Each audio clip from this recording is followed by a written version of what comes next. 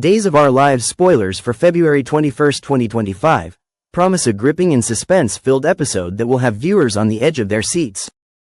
As the week comes to a close, so too may the harrowing ordeal of one prisoner, but does that mean the devious plot surrounding her is finally put to rest? Or is it just another turning point in a much larger game? One prisoner's escape, another's ongoing nightmare. This week, the tension is at an all-time high as Rafe finds himself pleading for mercy. The enigmatic woman in white, who has been holding him captive, finally grants him the opportunity to speak. When she removes his gag, a long-awaited conversation begins. Will he be able to convince her to let him go, or is she too deep into the twisted schemes of his captors? The entire ordeal has felt like something out of The Prisoner of Xander, with both Rafe and Ava trapped in a seemingly inescapable nightmare. Rafe has been in captivity for far longer, even managing to escape once, only to be recaptured when EJ's men swiftly subdued him with a taser. But if there's one thing Rafe has proven, it's that he doesn't give up easily. With a new warden overseeing his imprisonment, Rafe is ready to take advantage of any weakness in his captor's armor. He knows that if he has any chance of breaking free, he must act fast. And his ultimate goal? To reunite with Jada, the woman he loves.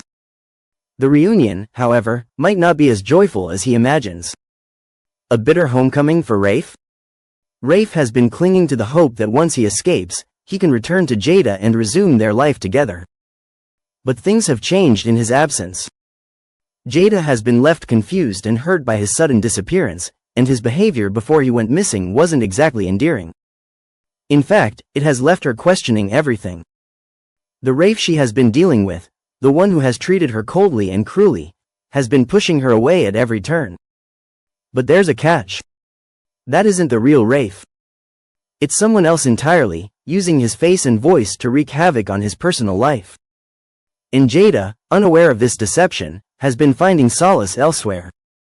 Shawn has been her unexpected confidant, offering her a shoulder to lean on as she navigates her pain and frustration. What started as casual drinks and friendly games of darts has been edging towards something more intimate. And now, just as the real Rafe fights to make his way back to her, she may no longer be waiting with open arms. EJ's deadly intentions. While EJ has had no qualms about keeping Rafe locked away indefinitely, his feelings about Ava's fate are far more complicated.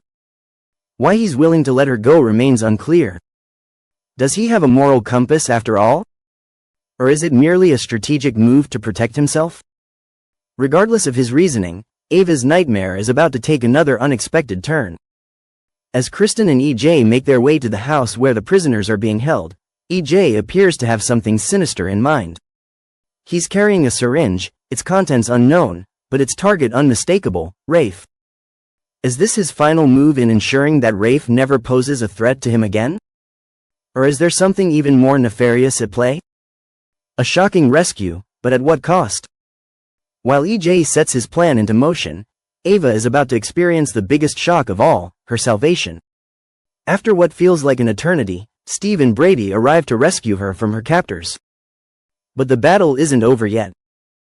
Brady, wasting no time, rushes Ava to the hospital, ensuring that she receives the medical attention she desperately needs.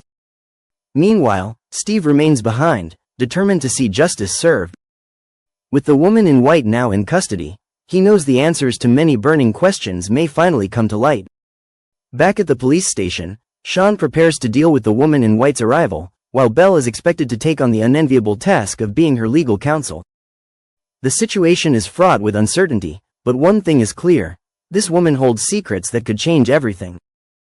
The fallout begins as the dust settles. Shawn makes his way to Jada, seeking comfort in her presence. He's rattled by the events that have unfolded and needs someone to talk to. Jada, in turn, is struggling with her own conflicting emotions. With Rafe's return imminent, she must confront the feelings she has developed for Shawn in his absence. Will she be able to forgive Rafe once the truth comes out? Or has too much damage been done? And what of EJ's actions? Will he finally face the consequences of his ruthless schemes, or will he slip through the cracks once again? One thing is certain: the drama in Salem is far from over. A Valentine's Day full of love, longing, and lingering regrets in Salem on Wednesday's episode of Days of Our Lives, romance, heartbreak, and unresolved emotions take center stage as several Salem residents navigate the complexities of love. While some find comfort in familiar arms, others wrestle with painful memories of the past, proving that Valentine's Day can be just as bittersweet as it is sweet. Roman's surprise for Kate. A heartfelt gift and shared comfort. Roman Brady makes an unexpected appearance at the bar, much to Kate's delight, as he arrives to wish her a happy Valentine's Day. With a warm smile and a twinkle of affection in his eyes, Roman refuses to let the day pass without letting her know how much she means to him. He presents her with a heartfelt gift, acknowledging that she has suffered yet another loss, her beloved body and soul. The soap opera had been one of her favorite guilty pleasures, and he knows she feels the void now that it's gone. Moved by the thoughtful gesture, Kate invites Roman upstairs, where they settle in for a cozy evening watching The Traitors.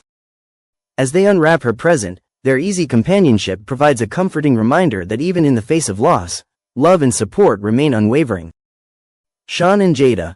A tension-filled reunion. Elsewhere in Salem, Shawn Douglas Brady finds himself drawn into an unexpected moment with Jada Hunter. He accompanies her to Stephanie's place, only for her to realize she's misplaced her keys. It's a classic moment of fate stepping in, forcing them to confront the unresolved tension between them. With a hint of something unspoken in the air, Jada makes a bold statement. She deliberately points out that the place is empty. Shawn hesitates, torn between his emotions and his better judgment. Just as he turns to leave, he stops, lingers for a second too long, and leans in, his lips brushing dangerously close to hers. The moment is electric, charged with longing and old wounds. But before the past can repeat itself, Jada pulls back. She confesses that while she harbors deep resentment toward Rafe, she can't deny that she still loves him. Shawn exhales, understanding washing over him. He's been battling similar demons, haunted by memories of Belle. They both know they're standing on the edge of something precarious, but whether they'll take the leap remains to be seen. Xander's proposal, again. At the Kuriaki's mansion, Sarah and Philip appear to be on the same page regarding their new arrangement when Xander walks in, his presence immediately changing the dynamic in the room. Philip, ever the pragmatist, announces that they have decided Xander should take up residence in the West Wing. The tension between the three of them is palpable, though Xander remains unbothered by the decision. Instead, he shifts the focus to something much more significant. With a mischievous grin, he presents Sarah with a cake from the pub, one that carries an unmistakable message. Written on top in icing are the words, "Will you marry me?" It's a sweet callback to the morning after Valentine's Day, when Sarah had given him the exact same cake as a playful gesture. But this time, things are different.